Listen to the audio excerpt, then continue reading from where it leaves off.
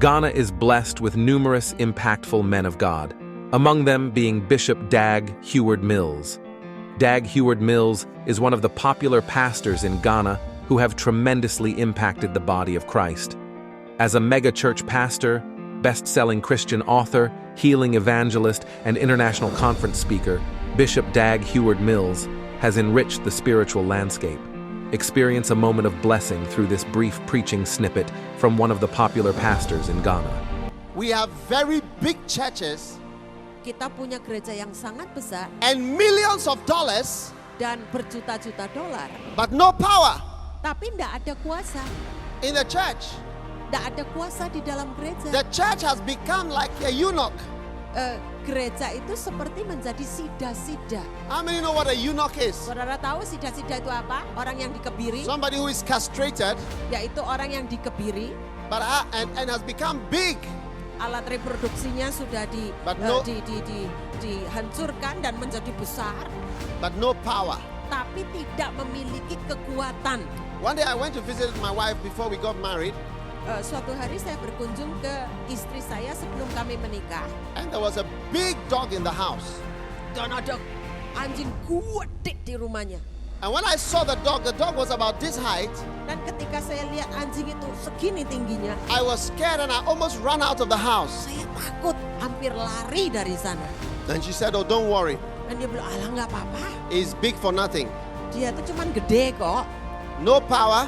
nggak ada kekuatannya, He does not bark gonggong aja ndak, and he does not bite." dan dia pasti nggak gigit. So I said, "How come such a big dog cannot bark and cannot bite?" Saya pikir, anjing segede itu kok tidak bisa menjenggong, tidak bisa menggigit. And I found out that the dog had been castrated. Dan kemudian saya baru tahu bahwa anjing itu sudah dikebiri. Many ministries have been spiritually castrated. Banyak pelayanan itu sepertinya sudah dikebiri secara rohani.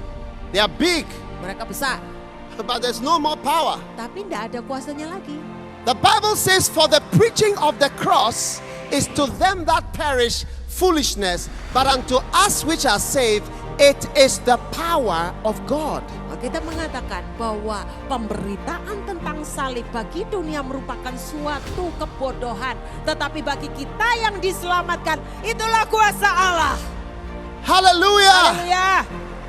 There is power in the cross of Jesus Christ. Ada kuasa di dalam salib Kristus. There is power in sacrificing for God Ada kuasa di dalam pengorbanan diri bagi Allah and laying down our lives for God. dan mengorbankan diri kita bagi Tuhan. But you see, that message does not go well with the current message of the church, which is safety first. Don't do anything that is risky. Don't endanger your life. Protect your children. Don't do anything that is dangerous. Tetapi pesan firman seperti itu sepertinya udah ketinggalan zaman, tidak cocok dengan berita yang sering kita dengar. Amankan dirimu sendiri, jangan bahayakan anak-anakmu, jangan sampai dirimu itu rugi, jangan ambil risiko.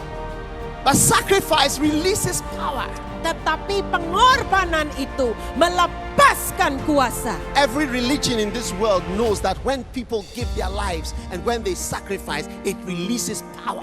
Setiap agama di dunia tahu kalau mereka mengorbankan diri, mengorbankan sesuatu, ada suatu kuasa yang dilepaskan. Why did Jesus Christ stop preaching when he was 33 years old? Mengapa Yesus itu berhenti berkhotbah ketika umur 33? He had good messages. Khotbahnya kan bagus-bagus. He had very good teachings. Pengajarannya luar biasa bagus. Jesus was a very powerful teacher. Yesus itu guru yang dahsyat. Why didn't he travel to Libya and preach there? Kenapa dia tidak tinggal di sini dan kemudian berkhotbah? Why didn't he come to Asia and continue preaching his message? Kenapa dia tidak datang ke Asia dan terus menginjil? Because ladies and gentlemen, Karena bapak-bapak, the ibu-ibu, power to save people was not in the teachings of Jesus Christ. karena kuasa untuk menyelamatkan itu tidak berada di dalam pengajaran Yesus Kristus. Because without the shedding of blood, there is no remission of sins. Karena tanpa pencurahan darah tidak ada penghapusan dosa. Without the sacrifice, Tanpa pengorbanan we would not be changed. kita tidak akan diubahkan. And so Jesus stopped his ministry abruptly. Karena itu Yesus menghentikan pelayanannya tiba-tiba. And his father told him, go to the cross and die.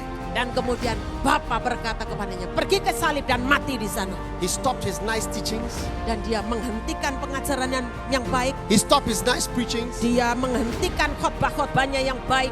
He was way over in Galilee, Dia jauh di Galilea. but he journeyed intentionally to Jerusalem. Tetapi dengan sengaja dia menempuh perjalanan yang jauh ke Yerusalem. When he got to Jerusalem, Ketika dia tiba di Yerusalem, the inevitable happened. maka apa yang tidak dapat dihindarkan itu terjadi. He was arrested Dia ditangkap and he was put on a cross dan dia disalibkan according to the determined will of God. Menepati kehendak Allah yang sudah ditentukan. And he died for you and he died for me. Dan dia mati bagi saudara He dan laid bagi down saya. his life Dia meletakkan hidupnya for all of us. bagi kita semua. That is the power of God.